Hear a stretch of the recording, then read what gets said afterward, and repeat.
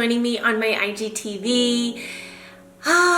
We are here for another episode of Tea Time. This is the second Tea Time of 2021, and February is a special month for myself because it marks somewhat of an anniversary when I had a hysterectomy. And so for February's Tea Time, I always like to check in with you darlings and let you know how I'm doing, what life in a menopausal state is like, and basically just to bring more awareness to endometriosis, menopause, women's health, and all things related to life after having a hysterectomy. Before we jump into that, I'm going to share with you briefly, I am having a Japanese matcha. This is just my favorite one in the afternoon. It's light, it's delicious, and it has all the antioxidants and benefits that, you know, I love to give my body, my skin, my hair, all that good stuff. I'm gonna take a big gulp of tea. I've got lots of notes here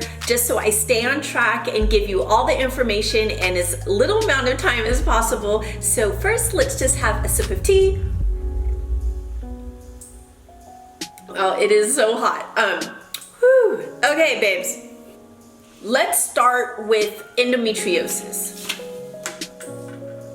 So endometriosis, and by the way, this is like the first time that I've done like proper, I usually don't do it like this when I do Tea Time, but I'm happy that I did this. Everything highlighted so I get it all in. Okay. We're gonna start talking about endometriosis because obviously it's the anniversary of a hysterectomy, and I choose to celebrate it because I feel and have felt liberated since having my hysterectomy. But I want to back you up into the situation that led me to my hysterectomy at 40. I'm going to be 43 in May, so I had a hysterectomy, like I said, 3 years ago. Endometriosis is an inflammatory disease where your uterine lining that normally sloughs off during your menstrual cycle, because it's not sloughing off during your menstrual cycle, it can form on other places like the outside of your uterus, and that becomes inflamed. It's not sloughing off, it's not going anywhere. Your uterine lining, like I said, is supposed to release during your menstrual cycle, and it leads to scar tissue. And so over time, you could have bloating, you could have really painful periods. There's just such a multitude. I have a list here of symptoms. Every person is different. Endometriosis is often hereditary. So you want to talk to your mother, your aunt, your grandmother, on both sides of the fence, meaning on your dad's side and your mom's side, to get a bearing of, is any female in your family having diagnosis of endometriosis? And why don't I just slide right into diagnosing endometriosis? It is so frustrating because you will go to your doctor and you will describe your symptoms, and your symptoms will sound like, well, gee, I'm just having a really rough period. My periods are just, you know, I have bloating, I'm tired, I just feel so tired and I'm in so much pain, you know, I just can't get out of the bed. And your doctor will say, hey, why don't you try to leave? Or have you tried Tylenol extra strength? And, you know, on some level, yeah, you're looking to kind of manage your symptoms so you can get through the day, you can go to school, you can go to work, and you can function and be a normal person. But at the end of the day, what's causing so much debilitating pain that you can't even get up, that you can't breathe, that even the thought of taking a shower, getting out of bed, lifting your head, moving your body has you paralyzed because you're in agony? This was me. This is how I lived. And while I've just resigned from flight attending, this is how I lived traveling the world from city to city. And some mornings I would wake up in a hotel room and honest to goodness, was like, I don't know how I'm gonna do this. I don't know how I'm going to even get to the bathroom, let alone go do all the catering, shopping, and prepping, and then put on a happy face and take care of people and make people feel good when I'm feeling like shit and I'm in complete and utter pain. it became a mental game for me. It became like some kind of superhero, Herculean strength that I dug deep. And what made it most maddening is it was random. The pain was random. These episodes were random. Yes, they centered around my menstrual cycle, but it could be on my menstrual cycle, it could be the week before, it could be the week after. These attacks or episodes were basically my keeper. I was beholden to it. And I remember pulling up to the plane sometimes, and I'd have to just sit in the car, and I wouldn't communicate to my pilots or anyone that was with me what was going on. My boss didn't know, my passengers didn't know, no one knew. I wasn't communicating to my husband, I wasn't communicating to my doctor, I wasn't communicating to the girls, because for the life of me, I just thought, I just have really crappy periods. Fast forward, I lived like that for, I would say more than a year, a long time. And I was in just chronic pain. And I think that you get into a certain mindset when you're in chronic pain, and you just kind of knuckle up and you just think, this is what I need to do. This is how I get through. Leading up to more frequency of my episodes, the more intense episodes, like, I mean, take your breath away kind of pain. And we're not just talking for like, oh my gosh, I'm just having a really bad period, I can't get up right now. I'm talking about down and out, cannot move, cannot get out of the bed. And I'm a tough cookie, 2 kids, no pain medication. I know how to take pain, and I'm telling you, there was no conversation. It was just I just thank God for how they would kind of come into play when I was in a position that I could just lay in bed, thankfully. But anyway, I really just got tired of living like this. While that was going on, I also noticed that I was developing a large lump on one side of my lower abdomen. And so that's when I really began communicating with my doctor. Hey, what is this lump that I could actually see through my, like, laying flat? I would see it at the gym, and I'm like, what is that? So it turns out that I had 2 rather large complex cysts on my ovaries, and I also had a fibroid about the size of a golf ball. And so through exploratory kind of testing, they were like, listen, here's your option. We're going to recommend a hysterectomy. And I have 2 kids. They're adults. I am remarried. My husband's, we weren't going to have any children. And so when that diagnosis came down, hey, this is what's going on, we're going to do a hysterectomy, I honestly almost jumped for joy, because I was thinking, at first I was scared because I had never had surgery, but then I was thinking, but you know what? I could be pain-free. I could have like a normal life, a normal existence. And yes, during this time I was actually running TTL, still traveling, hustling my ass off. I was just, it was intense, but I did feel like half a person, and less than half a person, and I don't even know how I was muddling through all of that. So I had the surgery, and that year leading up to my surgery, yes, it took nearly a year for my doctor to finally come to the conclusion that a hysterectomy was the right thing to do, that I did have to see an oncologist just to confirm like what was going on with me. So that came back clear, so they moved forward with the surgery. Just getting on his surgery schedule was ridiculous, but with some muscling from Mike, I got on his list, had the surgery, and I remember coming to and looking at him, because it was a laparoscopic surgery. It was outpatient. I came home the same day right after my surgery. And laparoscopic surgery, by the way, is where they make 3 holes, 1 through your belly button and 1 on each side, and they're able to remove your uterus or whatever it is with just these little holes and cameras and so forth. Really, I don't know all the details on how our laparoscope surgery truly works, but he just insisted we could do the hysterectomy laparoscopically, and he was able to. I had uterus removed, ovaries removed, tubes and cervix removed. So this was all done in just a few hours, and then I went home the same day. But like I said, I remember coming to, and I remember looking at him, and he said to me, "I am so sorry.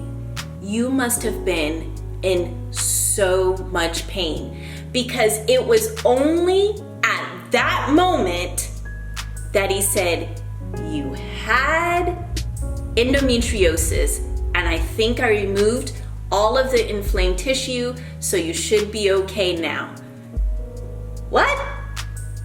You mean to tell me that all this time that I've been coming to see you, all the different tests, all the different doctors, and every single poking, prodding, and very invasive testing that I had done, you didn't know I had endometriosis until you removed my organs? This is why every year I tell the story again. You can go back and look at the other TeaTimes.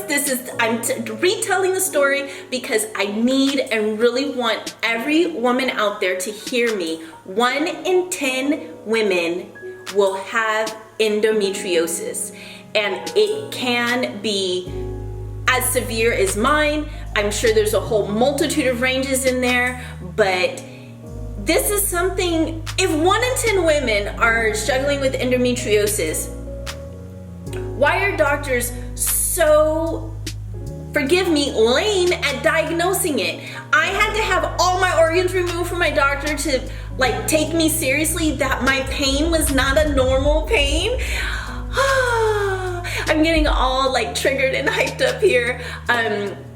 Fortunately, since then till now, I've not had any flare-ups or anything like that. So even though I don't have those organs or tissues that were inflamed with endometriosis, it can form on other organs, say your bladder.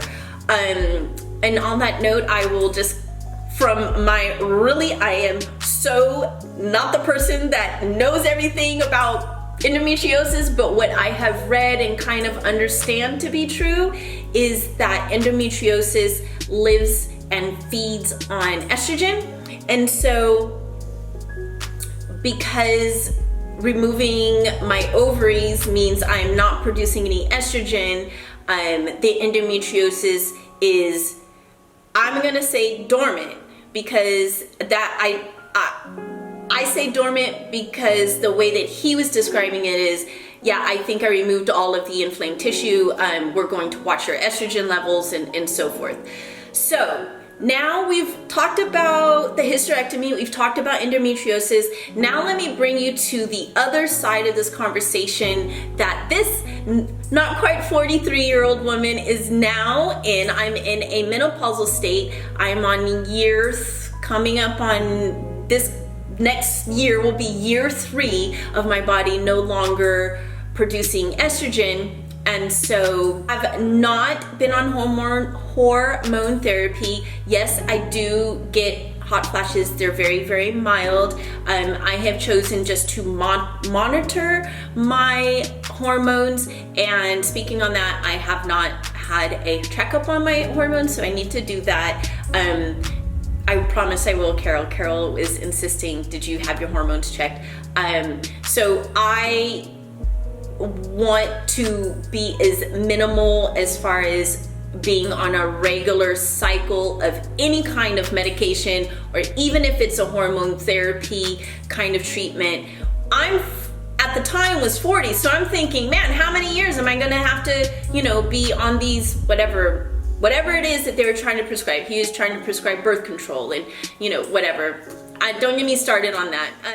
Yeah, I don't have the heavy periods anymore. I don't have the pain. I don't have all of the bloating and the fatigue and all of that. But now I'm in another world of brain fog and worrying about osteoporosis and strokes and heart attacks, and are my adrenal glands stressed, and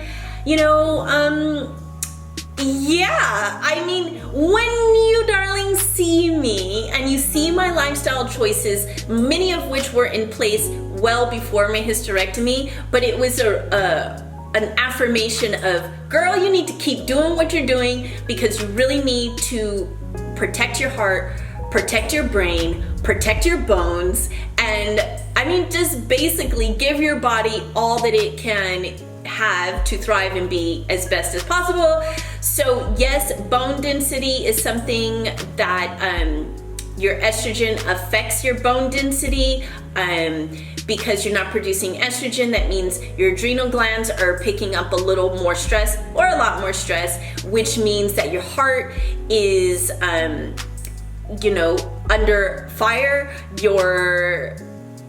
It's just crazy. Your brain, I used to get brain fog, which is why I supplement myself. Diet is really important for me, for anyone dealing with menopause. So there's just so much to this endometriosis, hysterectomy, menopause, and it's like a trifecta. And while every day since then, I've been pain-free, and I'm not talking about like healing from surgery. Healing from surgery was a snap. That was like, I don't know, my body really bounced back very quickly. I was able to go back to work. It was like an awakening of the real me. And so each day I've never felt more energetic. I've never felt so just happy, positive, eager, and ready for the world. And it's because I'm not debilitated with pain.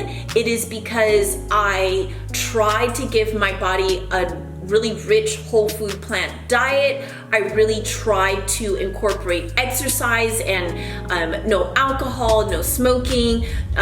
Do try to give my body the best that I can possibly give it. And I really like sharing my story, like I said, every year, because I think we get so caught up in what you see on the outside, right? Lipstick, skincare, hair, what you're wearing is absolutely nothing in comparison to that inner glow that I'm always talking about. The inner, what you're taking care of on the inside,